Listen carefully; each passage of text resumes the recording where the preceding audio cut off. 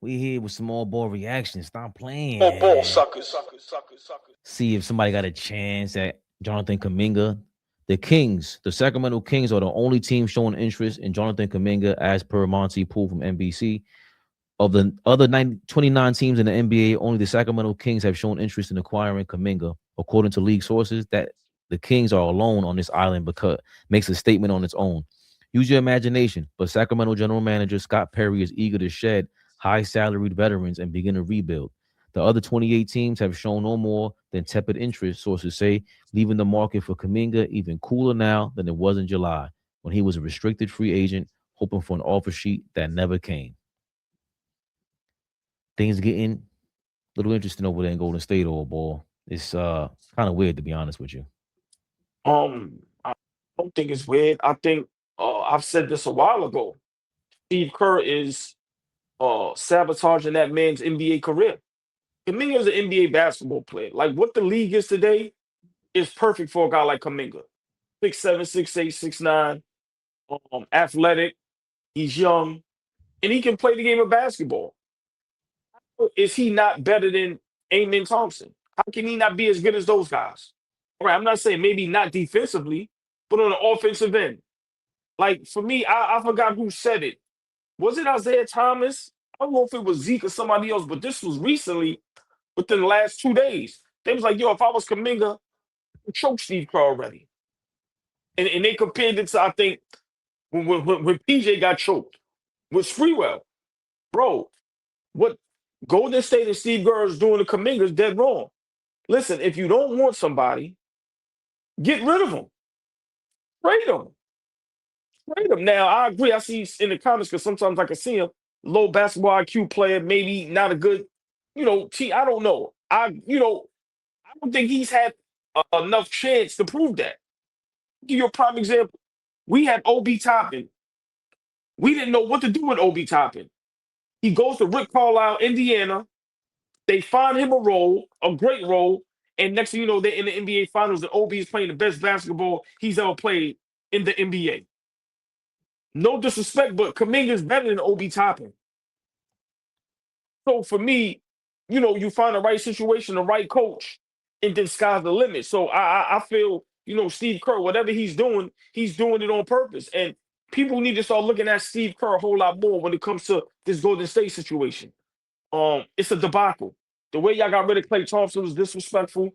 The way Draymond Green is who he is disrespectful. What are y'all doing to Kuminga is crazy. So I just think that shit is a mess over there. And Steve Kerr's ruining his image, whether people want to believe it or not. I'm not sure if he's going to be, Obi Toppin's level, but I definitely understand the point. Like, he needs an opportunity. Like, look at Diawara. We're clamoring, like, yo, what are you doing to Diawara right now, Mike Brown? And, Kuminga looks like he'll be more talented than Obi Toppin.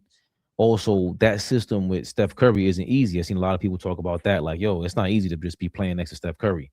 That system is run for him. So if you go outside of that, they will get on you. Kevin Durant, that's part of the reason why they went back and forth with Draymond. So even one of the best one-on-one players of all time was sitting there and could not get off his But game alongside Steph Curry. And it's going to be hard for Kuminga to really be Kuminga in that system, in that organization. He's not getting playing time. Nothing about that seems like he's on his way or on a path to at least practice and at least show us and prove to himself more than anybody else. Forget Steve Kerr. He wants to play to show out, it seems like. But that's not an easy combination for him to go prove himself. well, one thing I disagree with you is that it's difficult to play alongside Steph Curry. We watched a plethora of guys during that run in that dynasty play great basketball alongside Steph Curry. When we're talking about the reserves, right? You could go from Iguodala to Bubba. Like it's so many from that first championship all the way up to now. Wiggins, Poole, guys ain't have no problem playing alongside Steph Curry. I think this is a management and coach thing versus Kuminga. For whatever reason, y'all don't like him. Cool, let him go. I don't understand it. Let him go. He's not happy with y'all. Y'all not happy with him. What's taking so long with finding a move? And sometimes in life, you got to take a loss to win. You ain't gonna get nothing back, crazy, from Kuminga. So let's stop acting like if I'm the Golden State Warriors, I'm waiting for a great deal. No, y'all know that ain't gonna happen. Get off the Kuminga bandwagon. Let that man have a career so he can get paid and feed his family. Because I start looking at it from a whole different aspect. You the other man holding down the brother man. Like that's when it starts looking crazy. Bro, you sabotaging me. Kuminga, the way the NBA is today, Kuminga's supposed to be one of those guys. I'm sorry. The difference between him and Amen Thompson and his brother is probably defense. That's it. He's just as he's just as athletic, excuse me. He's just as good on the offensive end, and he's way better than Obi Toppin. I'm sorry. But you have to have a coach and a system that you can play with. Come on, look at the confidence Mike Brown is giving Oleg. What if Kuminga go to a team and they give him that confidence? Oh man, let's stop acting like Kuminga can't play basketball. And I'm not defending him. I'm not a Kuminga guy, but I've seen flashes. We all know the game. What the NBA is today is tailor made for a guy like Kuminga. Imagine Kuminga in Atlanta last season when they was going on that run in the playoffs or in the finals with a coach like Rick Carlisle. The way Carlisle used Obi Toppin. You kidding me? So listen. At the end of the day, Flea, what up, baby? At the end of Yo, the day, what up, yo? guys are human Right? beings, and I'm not saying it's right where if you're in if you disagree with how you're being treated, it doesn't give you the right to maybe give up or not play. Because at times, like I said, Kuminga and Kerr, that shit look crazy on the sidelines. But you can't tell me Kuminga isn't a decent basketball player and he can't go somewhere. And I'm not saying be a championship level piece and get somebody over the hump like what we expect Cat to do for us. But you can't tell me Kuminga can't go to a team and be productive the same way Obi Toppin is productive with the Indiana Pacers. You can't. Nobody could make me believe that. I'm sorry. So I think Steve Kerr is doing Kuminga dirty, and at this point, I'm starting to dislike Steve Kerr. Seriously. Sometimes no, because sometimes he gets in his own way. It can be a straight up asshole. I'm sorry. So this whole Golden State Warriors situation is not being talked about enough. If this was anywhere else, this would be national news all over. Look how we jumped down JJ Redick's throat calls with LeBron and the Lakers, and they win basketball games. But for some reason, Flea always alludes to it. Curry, and then now Steve Kerr, they ducks a lot of smoke. Why aren't they uh, some of the number one topics on all these sports shows and all these platforms? What the hell is going on in Golden State? Why isn't anybody over there being held accountable? You let Draymond run amok. Curry is the most craziest superstar that ducks all the smoke. Steve Kerr, he could just hide and don't have to say anything. He don't have to explain what's going on with Kuminga.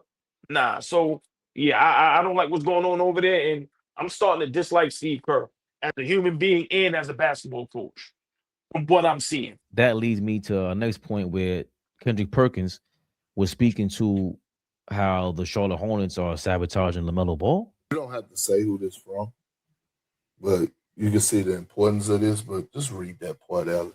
This one right here. Yeah. They on this bullshit. Let's play Melo about 25 to 28 minutes a game so his numbers won't be high. So if they trade him, they won't be trading a two-time All-Star. They will be trading a player that numbers went down. You see what I'm saying? You see what it is. Let me see. Oh. Let me see. Okay. Okay. So Yeah. all I'm saying is I'm not that guy. Yeah. But you know what I'm saying? The relationship has run its course over there as well. Yeah. Oh, yeah. You're not speaking out of your ass. To break fucking news. We've been missing each other. Yeah. You know what I'm saying? It's time for LaMelo to act out. Yeah, because people are always like, God, Perk's always speaking out of his ass. He's always just saying shit to say shit. You ain't saying shit to say shit. Yeah, but Perk just don't give his source. Perk don't say my sources say. That was Perk saying, confirming he got some text messages saying, they're trying to sabotage LaMelo Ball. That's on the heels of All Ball saying the Golden State Warriors are sabotaging Jonathan Kuminga's career at the moment.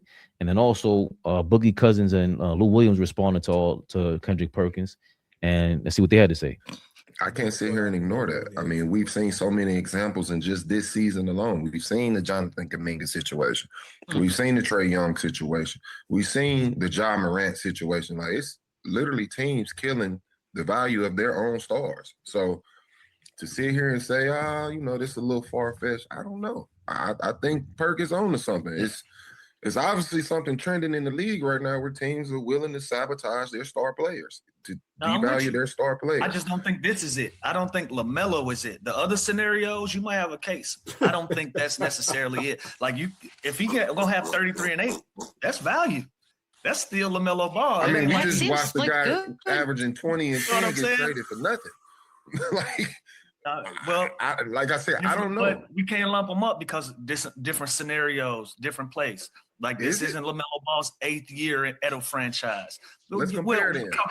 We talking about two value. Bad organizations. Right? We talking about value. Yeah, but completely different players, completely different scenarios individually when it comes to them. Organization-wise, cool. Jonathan Kuminga, you could take a look at that. I just don't think this is it. Again, if you're trying to diminish a guy value, when he heating up and he cooking, I get him off the floor. He had 33 and 8 last night if I'm trying to diminish him. I mean, he averaging 28 minutes a game. That's not necessarily given. 27 last night. But he has a minutes issue. There is a minutes issue. Like he's not gonna. He's averaging 28 on the season. Right, and 27, and he played 27. You feel like you he should can't play tell me that's them protecting him from injury. Like I said, I feel like what Perk is saying is some truth in it. We're watching it happen over and over again. Yeah, you don't go. I can't subscribe to it. If I'm trying to diminish your value and I still let you stay on the floor, listen. So if you can do 33 and 8 in 27 minutes, then let me see what you do in 19. Then. So I don't know. It looked like he was in the game when it was winning time. They were trying to go win a basketball game. So I don't know. It sounds great for other scenarios. I don't think this is the scenario for LaMelo Ball. That's all. They're referring to LaMelo Ball situation, Trae Young situation, Trae Young, LaMelo Ball, Jonathan Kuminga, and I like what Lou Will was saying. They're all different scenarios. When he brings up the players he brings up, Marcus Cousins is 100% incorrect. Nobody sabotaged Ja Morant but Ja Morant. Nobody sabotaged Trae Young but Trae Young. Nobody sabotaged LaMelo Ball but LaMelo Ball. To me, the Kuminga thing is special. Now, I'm not saying Kuminga is a special player, but that situation is way different. That situation seems way more personal than all the other scenarios. Way more personal, right? So eventually, that shit is going to come out between whatever's going on with Kuminga and the Golden State Warriors. I'm just saying, go ahead, Fabian. Because I don't understand what's personal about it. Like you disagree with these players that look great around Steph Curry. Yeah, a lot of players look great around Steph Curry, but there was an argument. The fundamental difference between Kevin Durant and the Golden State Warriors was he likes to go against their style. He's more one-on-one, and Draymond kept barking on him about that. And KD's like, bro, I'm KD. Kuminga, I'm not saying he's Kevin Durant, but I don't understand what's personal about it. Besides being a high-touted draft pick and all that, he's not doing what they want. If I'm not mistaken, either Kevon Looney or somebody that left Golden State, they were saying the same thing, bro. It's still Steph's system. You still have to work. If you don't know how to work your way in that system, Kuminga can't shoot like that. He got to be like a 5. He got to be a big time rebounder to really perform in that. He can't play like Clay and these dudes. But that's a different right. But that's a different conversation. Nobody is asking or expecting Kuminga to play like Clay or do none of that. I'm saying if it's clear, if it's evident that me and the coach don't get along, if that is clear, you don't like me, I don't like you. I don't know what nobody sees on the TV screen, but we all have eyes. If that is clear, you don't play me, you do play me. I play minutes, sometimes I don't. If the player has been verbal, I don't want to be here, get me out of here. Get him out of there. Get him out of here. But for me, I just love what Lou Will said, and I agree with Lou Will. I think DeMarcus Cousins is wrong. I think, he's looking at this situation and trying to attach himself to it, and these guys forget to take accountability. Boogie Cousins is clearly still with this me against the world mentality. Bro, dog, you did not maximize your potential, as Flea said. You were not all that big bully shit, even the bully shit. You didn't do that to this, but the maximum potential. The thing with the Kuminga thing where I disagree with y'all is that I don't know enough.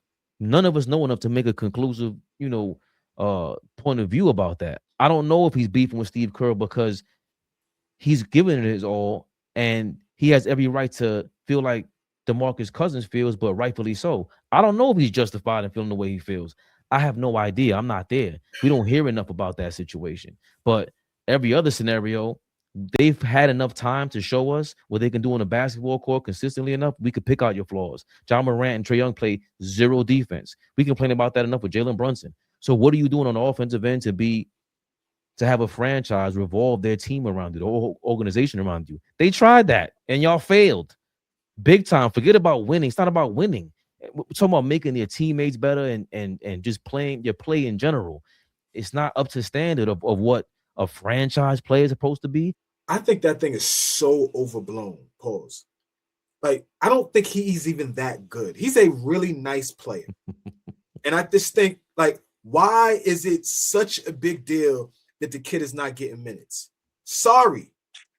You don't play the style of basketball that is conducive to help us win games. And I don't think that they would be a top 4 seed if Jonathan Kuminga played 29 to 30 minutes a game. I just don't think so.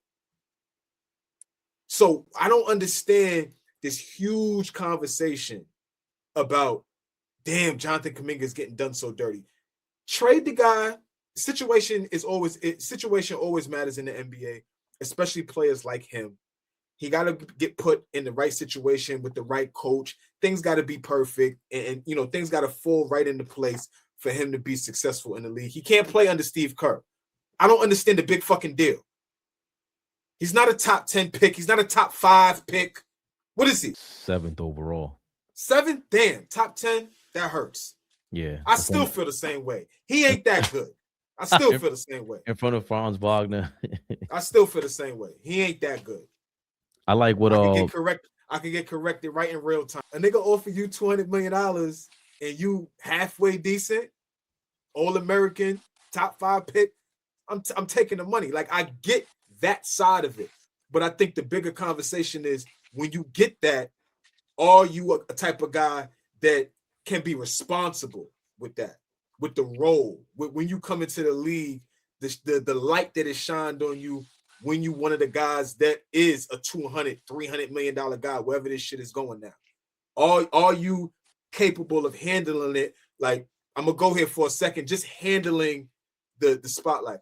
Are you a nigga like LeBron James that can handle being the face of the league, carrying, you know what I'm saying? You understand? Just forget how you feel about him. Just being able to carry being the face of the league. Are you a nigga that can handle that? Right? No, Yeah. that's He yeah, got that- handed. that's He got handed everything to him before he really proved himself, for sure. But everybody can't handle that. before he was a man. Before he Oh, was yeah, could yeah. even go into a bar, right? listen. So, That's a Everybody great can't. point. Everybody can't handle that. Are you able to handle it like a guy like that, right? But Very Fleet, few right? between. Kobe couldn't handle it. Bean couldn't handle it. Getting all of that, obviously he had to work hard, but once you get it, you fucked up. Like the case, Yeah, this, the that, missteps. Like, everybody's gonna have, but can you really handle getting that type of responsibility coming to the league, being the face of the ALLBALL TV. They scared, but I'm not. They don't like comentario. Y suscribe.